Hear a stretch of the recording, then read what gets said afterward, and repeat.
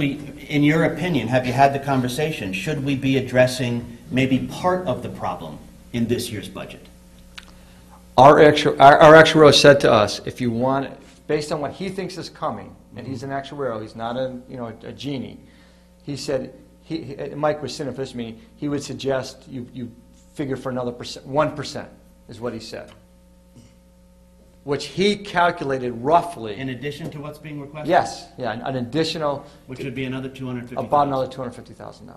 Okay, and the Board of Selectmen did not include that additional $250,000. In all fairness to them, neither do we ask them. Okay. In other words, here's what we do. We tell our actuarial, take the numbers, all those things we talked about, the amount of people, when they're going to retire, how long they're going to live if they do retire. Take those numbers and give us a hard and fast number of what you have to contribute to stay fully funded.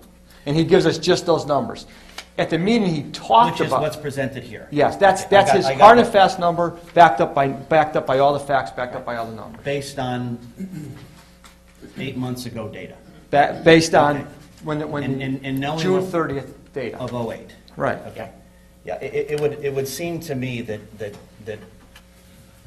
Well, let me ask you another question. Have you given... So you haven't asked the Board of Selectmen for... Okay. Absolutely, but let me just tell you our conversation, and Mike heard it. As I told you, when you called me here tonight, I thought you were going to say to me, find a way to cut that number because we can't do it, because we were asking for a substantial increase. The reason for me asking you to come tonight, just to be clear, Yeah. is, and I agree with Mike and happen to profess that I know something about what we're talking about, although very little. At the end of the day, my concern is that our assumptions are too low. Yeah. And my concern, quite clearly, is that we're not addressing the problem at hand. And the last question I had for you, and by the way, thanks, and it's been helpful.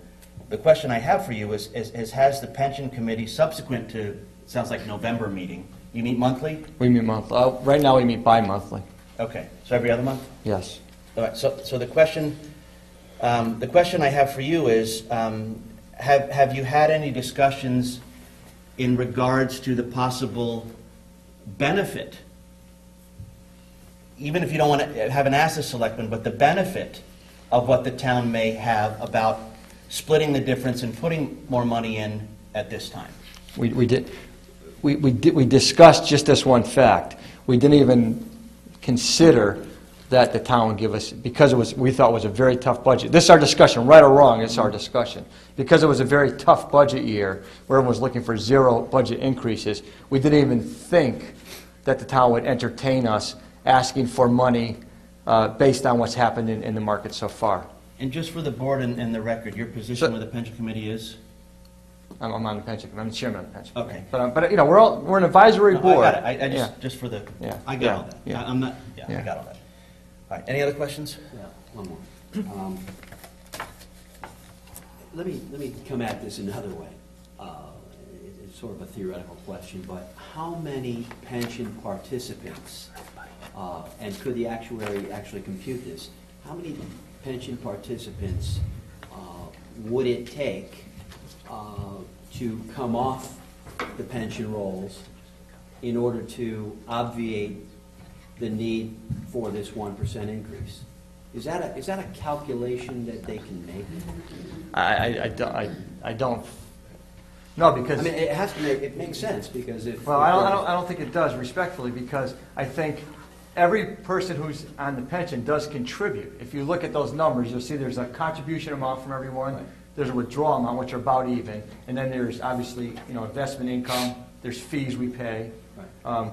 So I think if you, first of all, I think the pension's mandatory now. For any, is that right, Joe? Is it mandatory now for all employees? All new employees who join, it's mandatory. Is that correct? As far as I know, yeah. No, So I'm not saying that they're going to voluntarily come off the pension. I'm saying if there were layoffs from the various pension participants, where there's no more obligation, there's no more contribution, and there's no more obligation. Well, but there is more obligations, because if this is my understanding, I'm not an expert, but if they come off, they're allowed to withdraw money, right? They might get a lump sum depending on how long they've been in there. So we may end up, if let's just say, usually when companies offer that, like a buyout or something, right. There's a cost. Right. And one of the costs will almost definitely be some kind of pension cost. And if people take money out because they're entitled to it, some, if they're vested, they'll get to take out their money plus interest. Every contract negotiation, pension ends up, to give buybacks, and which cost us, cost the pension and all of us, money. When there's because it's a kind of a giveaway. Well, you can have a couple of years buyback, and it's not a raising a paycheck, but there's a cost. That goes into our actuarial calculation. Everything happens. So I think you'd have to take. I think a lot of people would have to go before you notice a change, and I think it would just drop down somewhat. But there's still, we're lost because our income is we use an 8% assumed rate of income, which is high. Right. But I guess the reason for the question Go ahead. is that if you continue to come up against this every year, where the money's got to come from somewhere. But we don't come up against it every year. If it continues, if the economy continues to falter for the next couple of years, we could be looking at some really significant underfunding on our pension. That money's got to come from someplace, or it's either going to come from the taxpayers, or there's going to have to be even more difficult choices made in the budget. I guess that's for a deliberation for the Board of Finance to consider. But we're just looking to see if there were any other options. If the economy, let me just tell you the pension board's thought and what we've talked about. The economy, if the return of whatever the economy does, but if the return in the stock market and the bond market stays low, because we end up going into money markets, which 2-3% interest. What we have to do is then we'd have to lower our assumed rate of 8% to 7%. Every percent that we lower it, it costs the town a load of money. Dave told us, I think if we lower our assumption from 8% to 7%, I think that cost the town, and Mike, you might have been there, is around $400,000 for every percentage. When we lower our return and we make less money, it costs the town more money. So if we lower it, we would cost the town even more money. That's really all we can do as a board, is lower it. Are you finding any discussion amongst your peers of lowering rates of return? There's talk. We talked about some towns use 7, 7.5. We talked about, I think when Mike was there, maybe going for 7.5, depending on, we didn't know what was going to happen when we had that meeting in November. But don't forget, if we lower it to 7.5, we come back and ask the Board of Selectmen, you guys, for more money, because if we don't make it. I don't disagree with any of that. I understand the give and take. The part that concerns me is the inevitability of the issue, regardless of what you assume. Right. You could make the assumption 10, I guess. I don't know. Well, you could, and then maybe not. I'm not saying you should. I'm just saying it's to some degree. Maybe Fairfield did that.